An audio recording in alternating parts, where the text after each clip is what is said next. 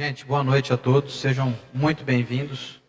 É uma alegria receber a nossa querida... Vocês conhecem a Benedita, não? É a nossa querida Ditinha. Fala Benedita, ninguém sabe quem é, né? Vocês não vão acreditar num dado curioso dela. Eu vou contar, pode contar, Ditinha?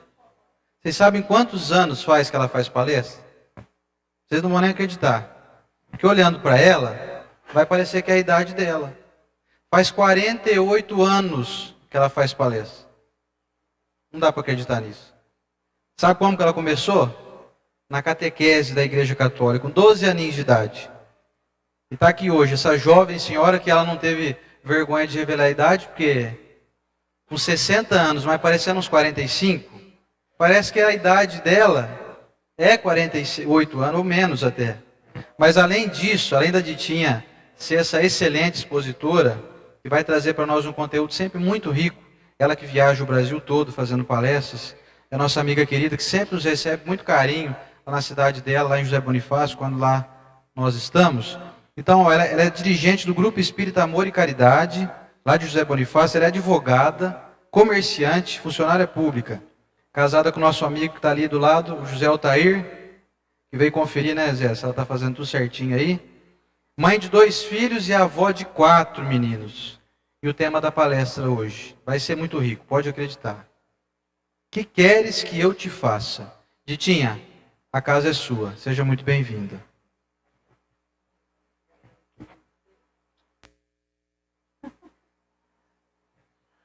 Boa noite a todos. Eu quero agradecer as palavras do Oceano, porque amigo é um problema, né? Amigo revela tudo e também não conta, porque é um laço de carinho tão grande que a gente tem, que ele só enxerga as coisas boas, né? E não é bem assim.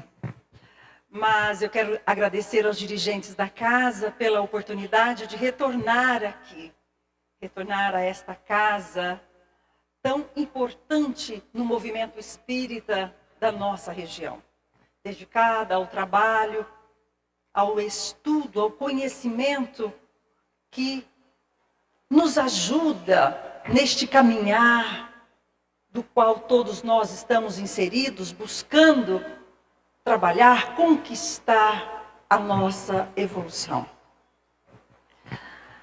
Mas o tema da noite hoje, nós vamos juntos refletir um pouco sobre o Evangelho de Jesus. Falar do Evangelho é algo muito importante para nós, porque ali está um roteiro para a nossa vida. É um GPS para aqueles que desejam conquistar a felicidade e a pureza de espíritos. E todos nós hoje temos observado já há algum tempo que o homem está, digamos que, imerso num turbilhão de emoções, em desalinho, dificuldades de convivência. Hoje, o índice de suicídio está alarmante.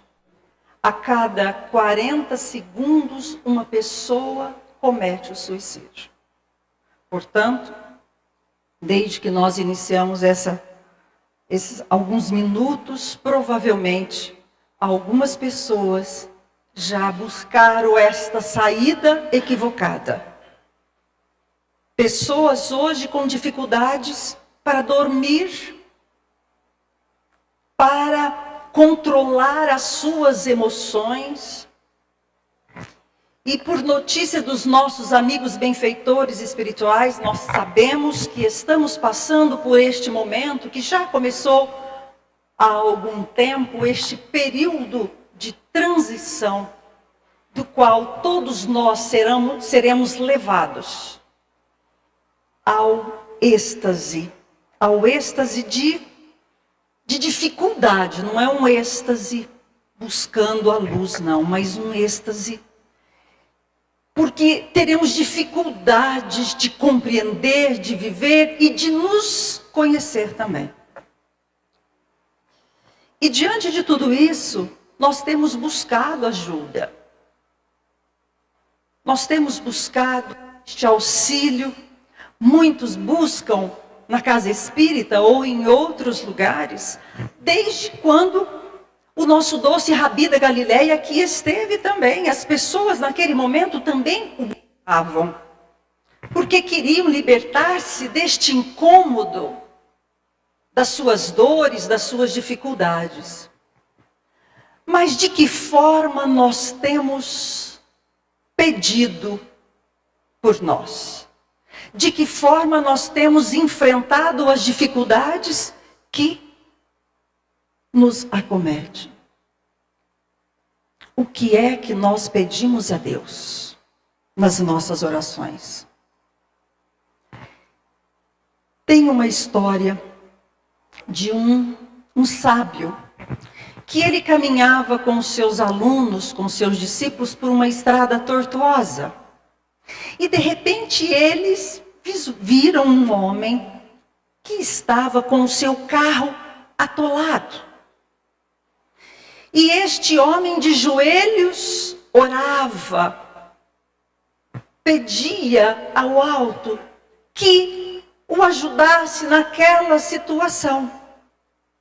E o sábio passa com os seus alunos, olha aquela situação, compadece e prossegue a caminhada.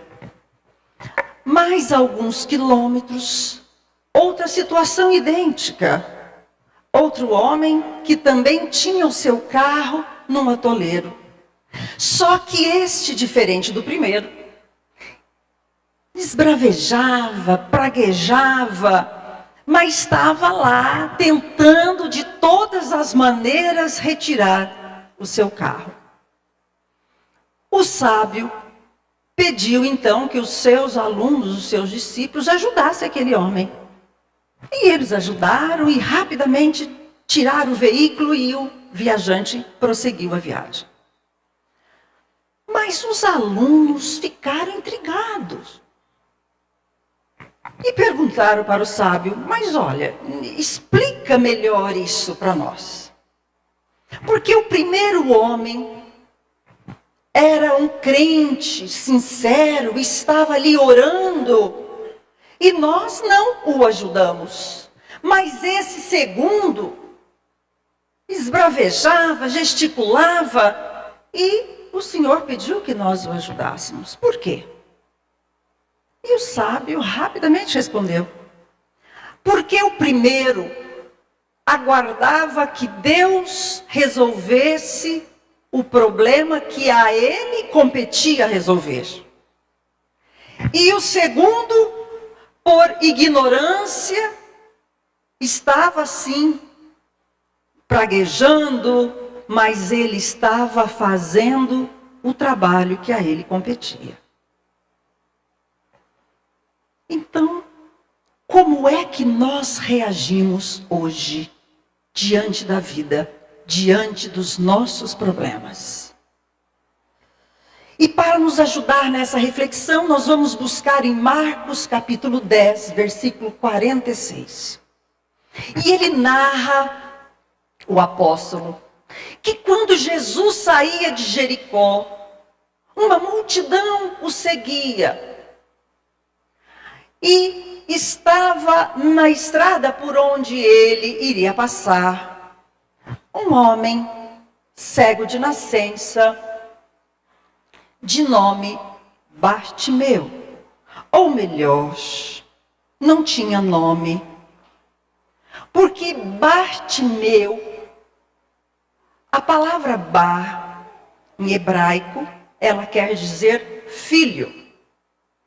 Então este cego mendigo, ele era filho de Timeu. Ele não tinha nome, porque era um mendigo. E quando este mendigo viu que Jesus se aproximava pelo movimento das pessoas, e ele pergunta, quem é que vem aí? E as pessoas a seu lado dizem: é Jesus de Nazaré. E ele começa a gritar: Jesus, filho de Davi, tem misericórdia de mim. E as pessoas que estavam ao lado dele pediam que ele ficasse quieto. Mas ele gritava mais alto ainda: Jesus, filho de Davi, tem misericórdia de mim. E naquele momento, no meio da multidão, Jesus para e diz: traga-o até aqui. E as pessoas que estavam ao lado, que mandavam aquele homem calar-se, dizem a ele: você é um homem de sorte, Jesus te chama, levanta-se.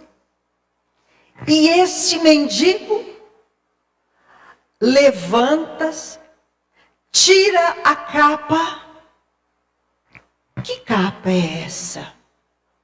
Era um manto, uma capa, que as pessoas que eram mendigas recebiam esta capa como um alvará, para que elas pudessem pedir esmolas. E Bartimeu não teve dúvidas, tirou a capa, deixou no lugar, dá um pulo e vai até Jesus. Quando ele chega, Jesus olha para aquele homem e faz uma pergunta. E ele diz: o que queres que eu te faça? Naquele momento, Bartimeu não teve dúvidas. E ele diz: Senhor, que eu veja. E então Jesus diz a ele: a tua fé te curou. E naquele momento em diante, Bartimeu passou a ver e seguiu Jesus. E agora nós vamos analisar os detalhes desta passagem rica, que nos possibilita hoje, 2000 anos depois, analisar e aplicar a nossa vida. Quem é o mendigo hoje? Quem é o mendigo hoje? Senão aquele que busca, que espera das pessoas, espera que a vida resolva os seus problemas. É aquela pessoa que perdeu a conexão consigo mesmo. Não tem mais autoestima, não se reconhece como filho de Deus que ele é. Então ele espera, ele vive de migalhas. São aquelas pessoas que esperam retribuição, reconhecimento do outro, que esperam elogios dos outros, que quer receber atenção, e quando não recebem, se sentem pequenas, doentes, necessitadas. Mas este cego, ele gritava, e gritava alto. Então existe um momento na nossa vida que algumas dessas pessoas começam a se conscientizar e não querem mais essa vida de depender do outro, de depender das pessoas, de depender do tempo, de depender, enfim, de qualquer coisa que as faça feliz. Então ele grita, é como se ele dissesse: chega, basta, não quero mais isto para mim, chega de sofrimento. Mas para isso a dor tem que cumprir o seu papel na nossa vida. É quando ela nos leva a este limite. E a gente fala, chega, quero mudar. E então o que é que o Bartimeu fez? Tirou a capa. E o que representa esta capa hoje na nossa vida, se fôssemos analisar essa passagem? É tudo aquilo que nos encobre, que encobre aquilo que a gente é. São as máscaras que nós usamos para nos relacionar, por exemplo. E lá em José Bonifácio, a gente, costuma dizer assim, que nós vamos para a casa espírita, vestimos a capa de bonzinhos, e lá a gente abraça as pessoas, Olá, querido, tudo bem, Só simpatia. Aí a gente sai da casa, e vai, às vezes, chegando na esquina, alguém corta a nossa frente. E a gente mostra quem a gente é. Ou chega em casa. Porque em casa, a gente costuma não usar as máscaras. E a gente se mostra como é. Então, naquele momento, Bartimeu tirou aquela capa, como se ele se mostrasse a Jesus e falasse, olha, eu sou isso aqui. Sou isso aqui, ó. Cheio de defeitos, mas eu não quero mais passar por tudo isso. Eu não quero viver de migalhas. E aí, então, olha que interessante. Jesus foi até ele, porque tinha uma multidão e ele era cego. Mas Jesus não foi lá. E a gente fala, nossa, que estranho, Jesus não ir até o cego, fazer com que ele enfrentasse aquela multidão e viesse até ele. Por que será? Porque tudo tem um propósito. Porque naquele momento Jesus representava a misericórdia divina, que está disponível para todos nós, para justos e injustos, 24 horas por dia. Mas é preciso que nós busquemos. Que nós busquemos, que queiramos buscar. E se Jesus fosse até ele, o que é que ia acontecer? É como se Jesus estivesse avalizando aquela atitude. Ai, coitado. Ele é um mendigo mesmo, Eu vou até ele. E é onde a pessoa reforça aquela atitude, aquela situação, e ele iria continuar se vendo como mendigo. Então Jesus chama-o para que ele mostrasse que ele estava pronto. Mas aí Jesus faz a pergunta. O que também num primeiro momento a gente fala, mas que perguntinha é essa de Jesus? Por que você perguntar para um cego, o que você quer que eu te faça? Não parece uma pergunta ingênua demais? Perguntar para um aleijado, o que você quer que eu te faça? É claro, parece que é óbvio. Só que naquele momento Jesus estava como que mostrando um cardápio de tudo que ele podia fazer. Jesus sabia o que tinha para oferecer. Mas era importante que ele quisesse receber. Porque a gente acha que todo cego quer ver. Mas não é bem assim. A gente acha que todo aleijado quer andar. Mas não é assim que funciona. Tem gente que se acostuma com aquela situação e não quer mudar. Não quer mudar. Ou por preguiça, por comodismo. Quantas pessoas hipocondríacas que a gente lá em José Bonifácio, às vezes você chegar numa rodinha, se você comentar assim, ai menina, mas eu tenho uma dor na minha coluna, rapidamente alguém já diz, é porque você não conhece a minha dor, né?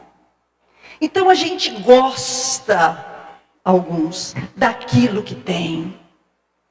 Se conforma, gosta de ser coitado, de receber essas migalhas, não quer ver.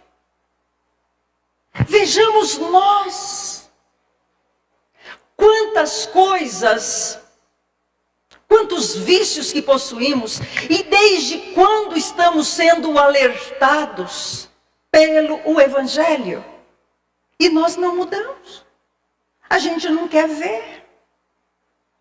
E é estranho que lá no nosso atendimento espiritual, no trabalho de desobsessão, a maioria dos nossos irmãos, quando lá chegam, que estão em processo de vingança, de cobrança, de perseguição às suas vítimas, quando em algum momento lhes são mostrados um passado, atitudes que os mesmos provocaram, todos dizem, não quero ver, não quero ver. Então será que todos nós, quando Jesus pergunta, o que você quer que eu te faça? Ele queria que nós respondêssemos exatamente aquilo que a gente queria. Porque nós sabemos que Jesus, ou melhor, desculpe, nós sabemos que Deus está presente em nossa vida. Ou temos dúvida disso? Mas para perceber, para sentir, é preciso que nós estejamos presentes em Deus. Para sentir. Para sentir. E qual foi a resposta de Bartimeu quando Jesus pergunta? Alguém se lembra? O que é que ele queria? Que eu veja. É interessante isso. Porque ver é muito diferente de enxergar. Enxergar é quando eu abro os olhos, pronto, estou enxergando tudo. Eu não faço uma análise de nada, pronto, estou enxergando no todo. Mas ver é diferente. Ver é uma análise detalhada da situação. Então, naquele momento, aquele homem, é como se ele dissesse, Jesus, eu quero ver. O que é que eu tenho feito de errado? Eu quero ver os caminhos que você tem para me mostrar, para que eu possa caminhar por eles, em direção da minha felicidade. Eu quero ver o papel das pessoas na minha vida. Eu quero ver o que elas representam para mim, principalmente aquelas que eu não gosto. Porque nós nos iludimos e não queremos ver, não queremos saber. E criticamos. E reclamamos o tempo todo. Mas não quer ver. E essa doutrina espírita, que é a doutrina consoladora, que veio consolar a dor, que nos trouxe algo maravilhoso, que é nos ensinar que somos espíritos imortais. Imortais. Não teremos fim. Então isso, quando nós entendermos isso, a maioria dos nossos problemas vão deixar de existir. Mas a gente se recusa a ver, a querer enxergar. E uma outra passagem do Atos dos Apóstolos, capítulo 1, versículo 3.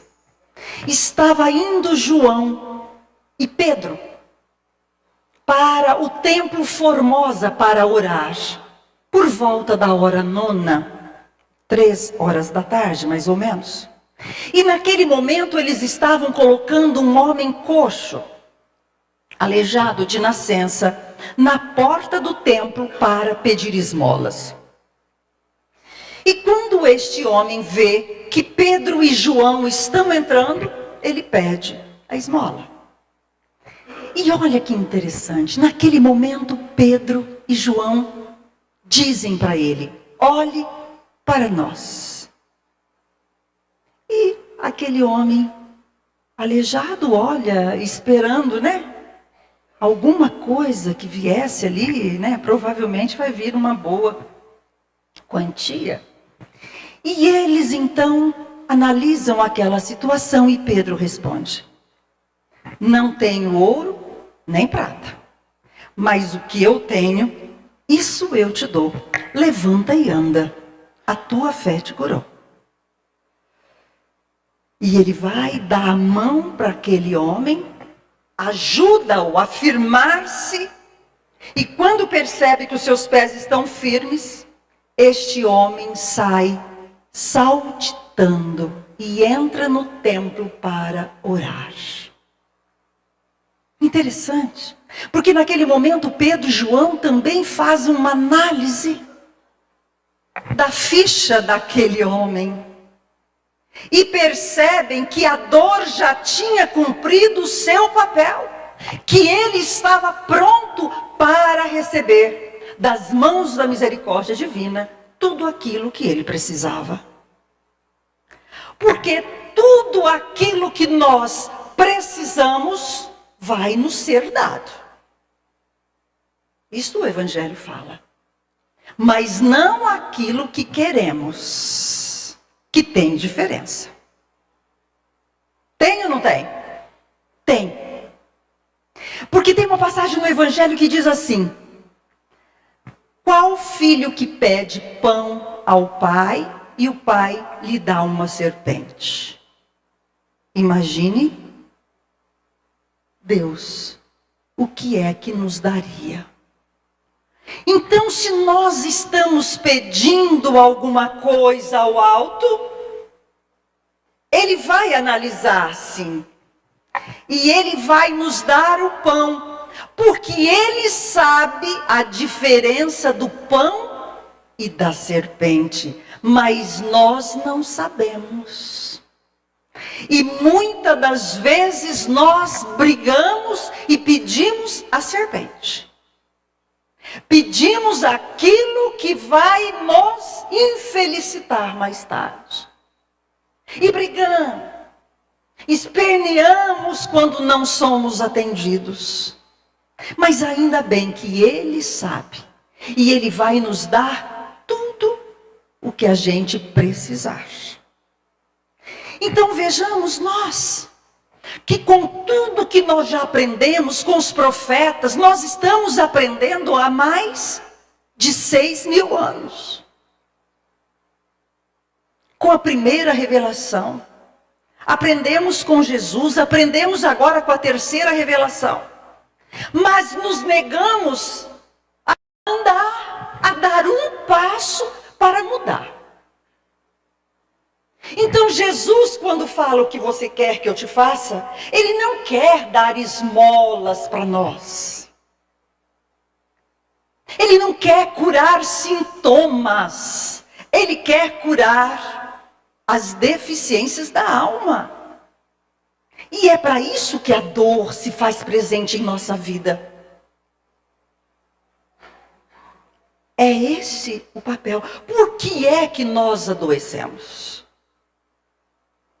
duas causas. Ou pela somatização dos problemas. Então a gente passa uma vida extrapolando tudo na alimentação, nos excessos, e vão surgindo problemas, não vão? Dores, né? Vamos danificando os órgãos. Ou pode ser o quê? Uma drenagem do nosso perispírito. Então a encarnação e a reencarnação, que é repetir o processo, faz esse papel. Ajuda a drenar este perispírito carregado de imperfeições que nós provocamos. Então, muitas das vezes, aquela dor, aquele problema é a nossa cura. E é por isso que João analisou aquela situação. Para ver se aquele homem já podia libertar-se daquela dor, daquele problema. Então concluiu-se. Mas nem sempre nós estamos prontos para isso. Porque nós também não queremos dar um passo na direção da mudança. E ficamos aqui parados como aleijados, como cegos que não queremos ver, esperando então que o alto resolva os nossos problemas. E pedimos, mas não saímos do lugar. E a beleza do Evangelho é isso. É nos direcionar para essa mudança enquanto é hoje. Enquanto é hoje. Quanta coisa nós aprendemos já. Frequentamos a casa espírita. Somos convocados ao trabalho. Como oportunidades para nos modificarmos, para poder melhorar. Porque Pedro também nos disse que o amor cobriria o quê? O amor cobre. O amor cobre a multidão de pecados. E a gente brinca lá em José Bonifácio que por sacanagem a gente tinha que fazer o bem. Porque os nossos problemas são tantos que a gente se dispor a fazer o bem hoje é aliviar um pouco deste peso da nossa vida. Conta-se que Chico, quando ele estava lá na casa da prece, altas horas da noite, já estava terminando o trabalho da casa, quando para um carro importado, desce um senhor muito elegante e chega para o nosso Chico e pergunta: o senhor é o Chico Xavier? Ele disse: sim, sou eu, meu irmão. E este homem elegante disse: eu vim aqui buscar uma mensagem do meu filho. E o Chico, né? Com aquela humildade extrema, disse para ele: meu irmão, eu só atendo telefone aqui. Porque o telefone toca de lá para cá. E este homem elegante coloca a mão no bolso do paletó, tira um talão de cheques e diz para o Chico: o senhor não está entendendo. Quanto custa uma mensagem do meu filho? E é o Haroldo que conta esse caso. E ele diz que naquele momento, Chico, que tinha 1,60 m, ficou com 2 metros de altura, porque Emmanuel assumiu a situação pela mediunidade exuberante do Chico. E ele disse: meu irmão,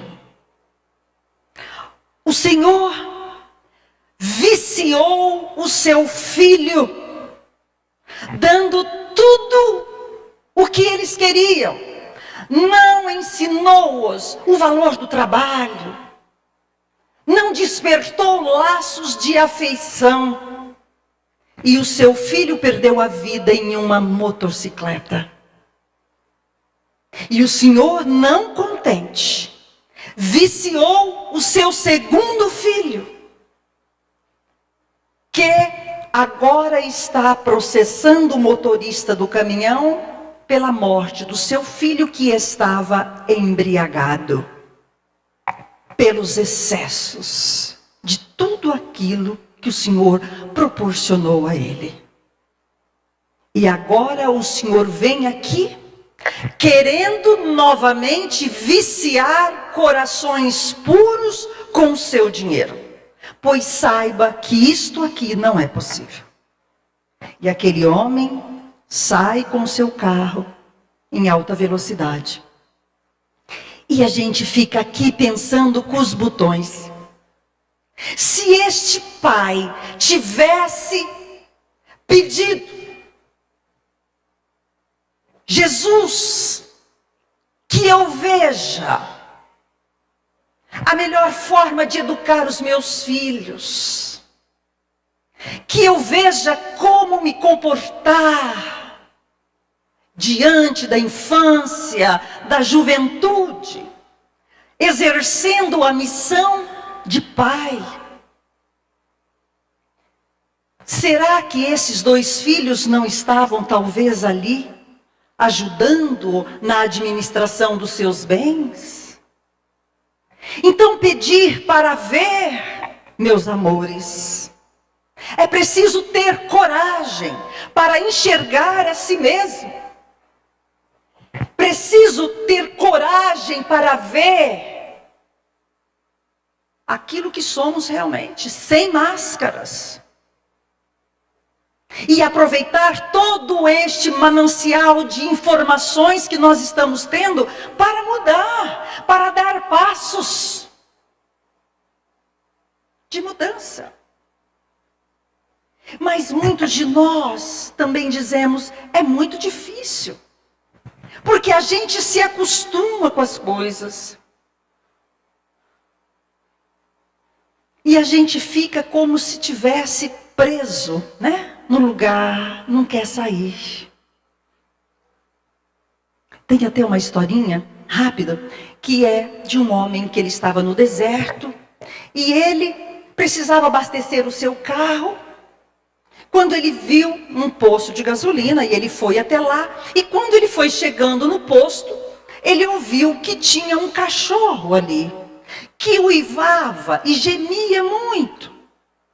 E este homem, motorista, pergunta para o frentista, era um senhor idoso, e falou: por que é que esse cachorro uiva e geme tanto?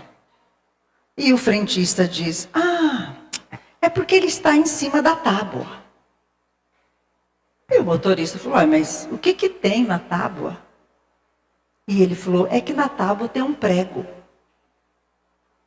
Aí o motorista falou: mas gente, por que ele não sai do prego, né? E o frentista disse: porque a dor dele é suficiente apenas para ele uivar e gemer. Ela não atingiu o limite que o faça levantar-se e dizer: Jesus, eu vou até aí. Eu quero seguir o teu caminho, porque você me disse que é o caminho e eu quero te conhecer.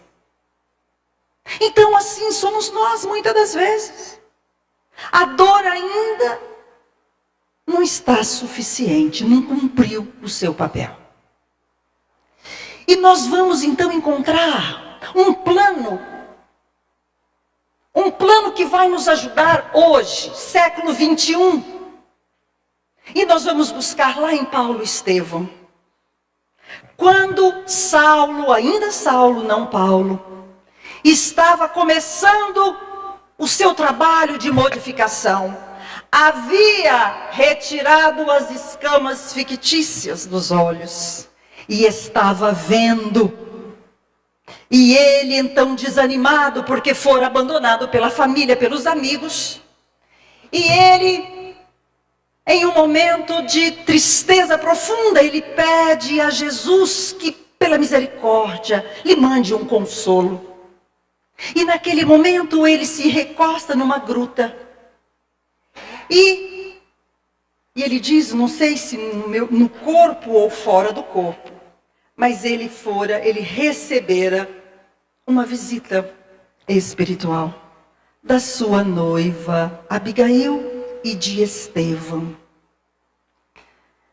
Como espíritos aparecem para ele. E ele, sensibilizado, começa a querer pedir perdão para Estevão por tudo que ele havia feito. E vendo a Abigail, e ele então se lembra dos filhos que eles poderiam ter tidos. E ele começa naquela lamentação e ela o repreende. Paulo, não chore pelos filhos que não tivemos. Vede quantos ainda precisam de nós. Quantos ainda precisam enxergar, conhecer Jesus.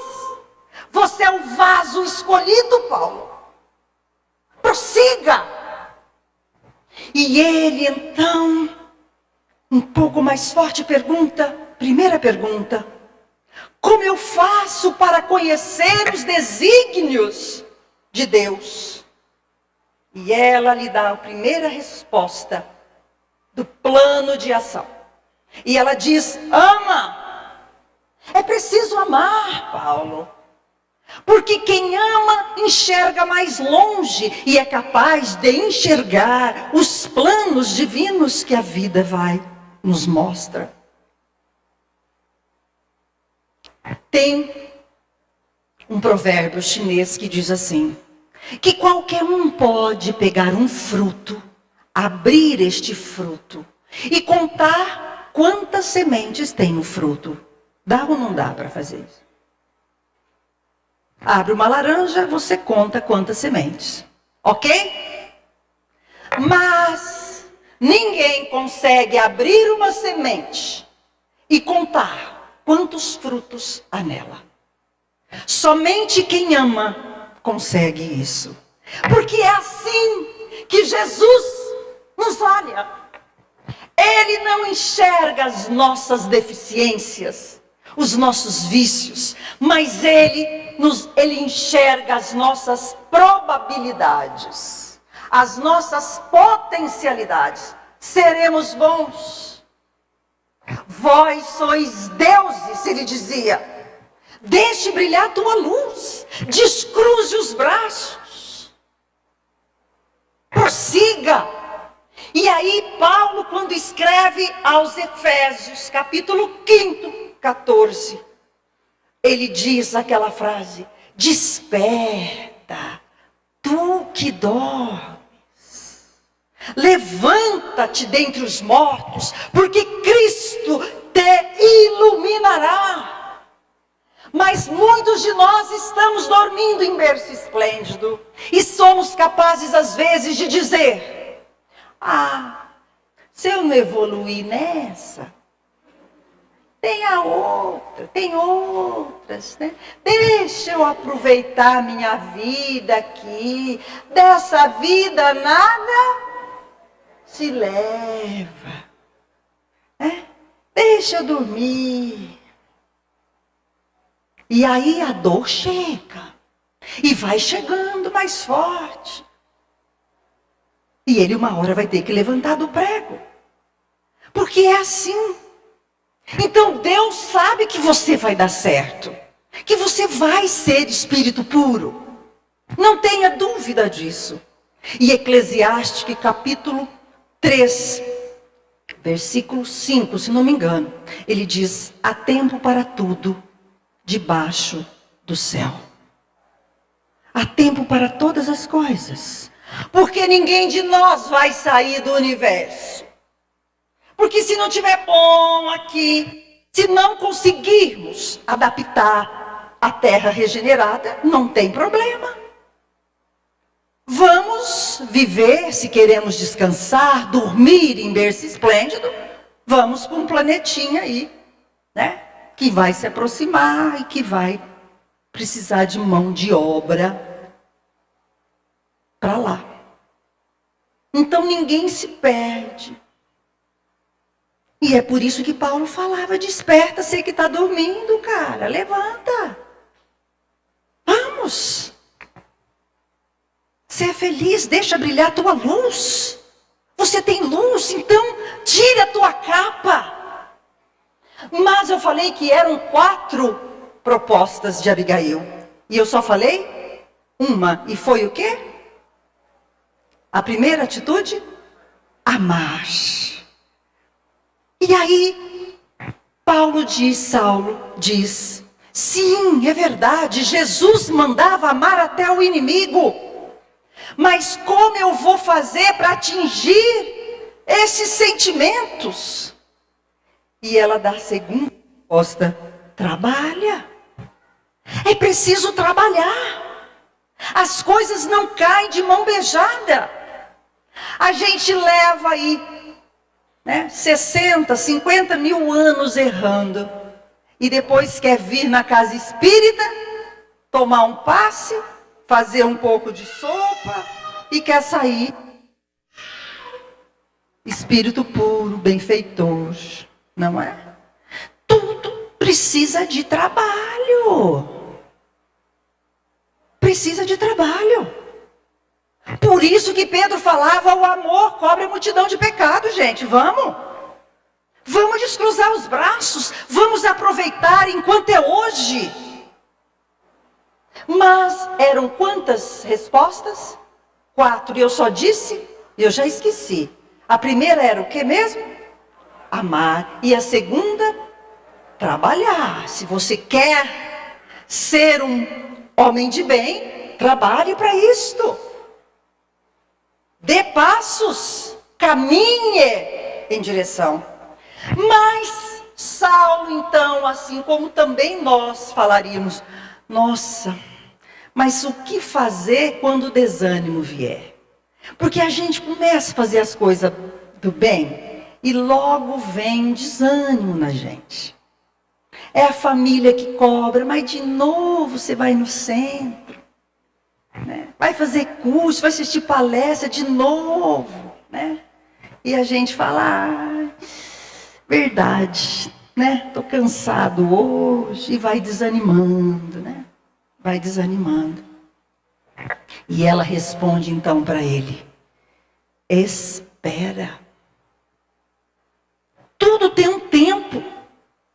Se hoje nós estamos passando pela dor, pela dificuldade, é porque se cumpre hoje as escolhas que fizemos, a semeadura que foi feita lá atrás. Mas se você quer mudar, semeie hoje. Não semeie discórdia. Porque a gente quer ser feliz, mas vive brigando com os outros. Né? Em casa, na rua. Que jeito? Então é preciso esperar o tempo de colher. Plante hoje e colha. Mas faça muito bem hoje, faça bem, caridade, que as dores também dão uma aliviada. Mas eu falei que eram 4, e eu só disse 3. A primeira é o quê? A lição, amar, trabalhar e esperar. Mas aí Saulo falou assim, mas como fazer para vencer a incompreensão dos outros? Porque as pessoas começam a não nos entender. Não entende que a gente quer mudar. E aí ela fala o quê? Perdoa. Perdoa. Porque quantos de nós passamos a vida carregando mágoas dos outros? Mágoa da vida, mágoa dos pais, mágoa do chefe, mágoa de Deus. Porque muitos não confessam, mas têm mágoa de Deus quando lhes tira algo que eles muito amam. não confessa, mas tem mágoa de Deus. Então passa uma vida magoado, azedo, adoentado. Porque quando fala em perdão, muitos de nós só pensamos em um lado. Eu tendo que perdoar o outro. É ou não é? Nossa, mas tem que perdoar, mas é muito difícil, sim. A gente se esquece do outro lado. A gente sendo perdoado. Será que aqui alguém nunca precisou do perdão do outro? Levante a mão. Porque se tiver alguém que nunca precisou, a gente tem que conversar com a família, né? Com a sogra, com o esposo, com a esposa, com os filhos, com os vizinhos, né? Com os colegas de trabalho. Com aquelas mocinhas do 0800 que liga pra gente vendendo seguro, né? Nós temos que perguntar, porque toda hora nós precisamos do perdão alheio. E aí a gente acha difícil perdoar. E lá em José Bonifácio a gente ainda fala assim, ó. Eu morro, mas não perdoo. E o pior é que não morre, né? Não morre. E aí passa 100, 200, 300, 500 anos naquela briga. E aí, briga aqui, um desencarna e leva quem com ele? A criatura. Porque ele passa. Sabe o que acontece quando você tem mágoa de alguém? É como se você colocasse a foto dela na tela de descanso do seu celular. Você abre, você olha a figura da criatura. Você está numa festa, você procura a criatura. Se é nós mulheres, a gente vai para uma festa, a gente vai se arrumar para quem? Para a criatura. E o medo de achar a criatura lá? E a gente está mal. Faz uma plástica para quem? Por causa da criatura. Então você coloca aquela criatura na tua vida e azeda a tua vida. Perde, às vezes nem observa o carinho de alguém que vive junto, né? Uma coisa boa que a vida faz. Não, ele fica assim, ó. Só enxerga a tela do celular com a figura da criatura. E aí desencarna, leva o celular com a criatura. Aí a misericórdia divina fala o quê? Meu Deus, de novo esses dois, com esse celular aí, e desce, né, encarna. E ele vai trazer quem com ele? A criatura do celular. E aí a vida deles vai ser o quê? Como é que vai ser? Um inferno, claro, né? Porque aí é o jeito que a misericórdia tem para diminuir, para diluir aquele problema que a gente não quis perdoar lá atrás.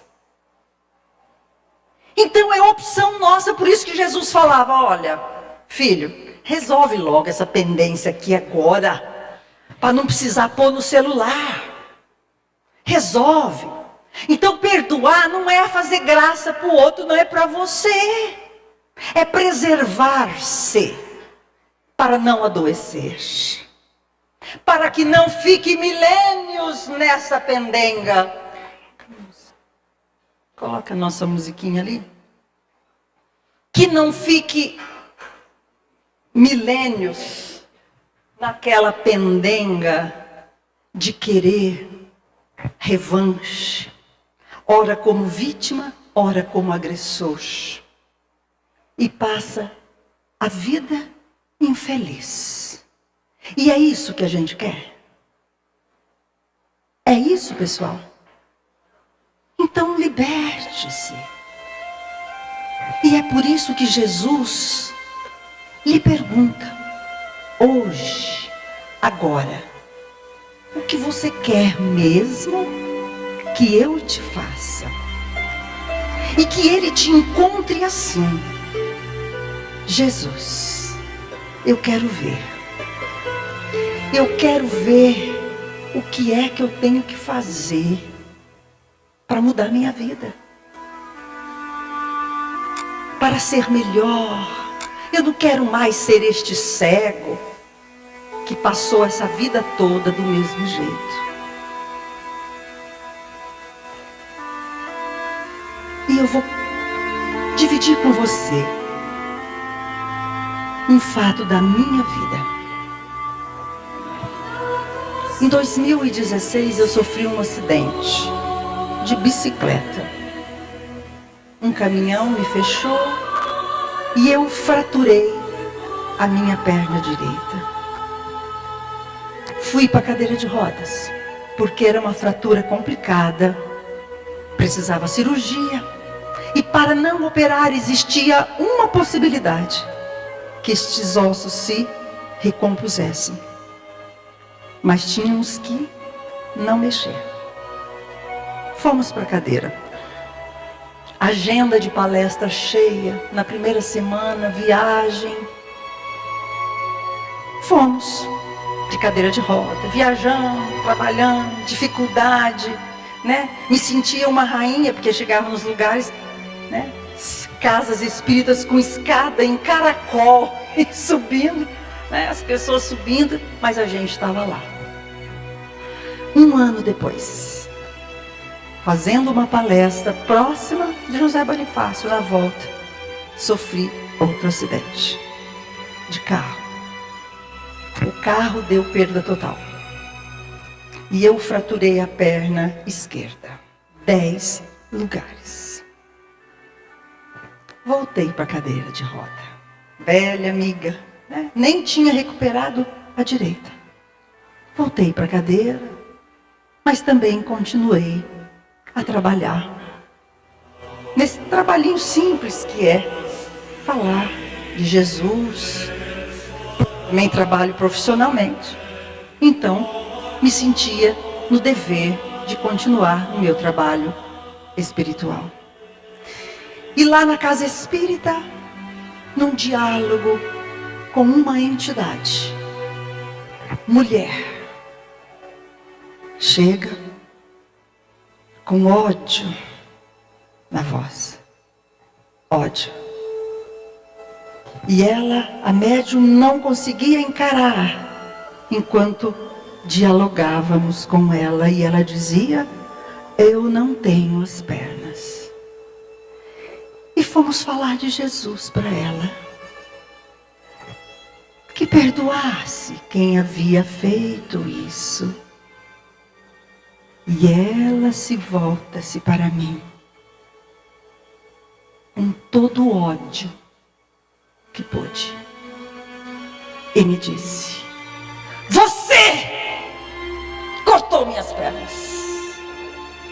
Faz 800 anos que eu te procuro e te encontrei. E você tem que perder tuas pernas, porque você cortou as minhas pernas, porque eu falava de Jesus e você não queria. E hoje você fala dele.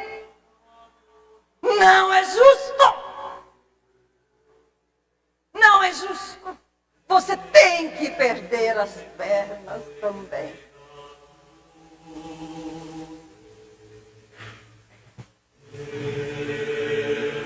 Respirar fundo e dizer: minha irmã, volte para esse Jesus. Eu não o conhecia. E se mais 800 vidas eu tiver, eu vou te pedir perdão. Volte para ele. Porque hoje eu busco esse Jesus.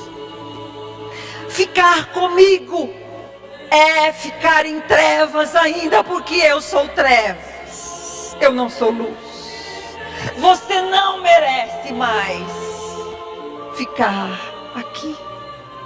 Busque a luz que te aguarda.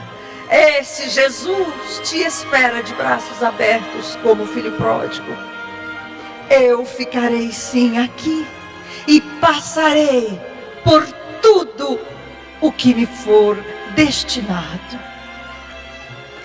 Porque também sinto que a misericórdia divina, analisando os detalhes, ela garimpa as nossas atitudes para advogar em nosso favor. E não quis que eu perdesse as pernas, para talvez continuar essa tarefa tão pequena pela minha incapacidade. E é por isso que eu agradeço todas as oportunidades que tenho para falar desse Jesus que outrora eu impedi. Busco Jesus. E se preciso for um dia sem as pernas, também buscarei. E falarei. Então, Jesus, ajude que eu veja o papel das pessoas, dos meus obsessores na minha vida. E que eu tenha força e coragem para andar na tua direção. Porque quero ser feliz. Obrigada a você, obrigada aos amigos, aos dirigentes da casa, por esta oportunidade de estar aqui. Desperte, tu que dormes, levanta-te dentre os mortos. Cristo te espera e te iluminará. Boa noite, obrigada a todos.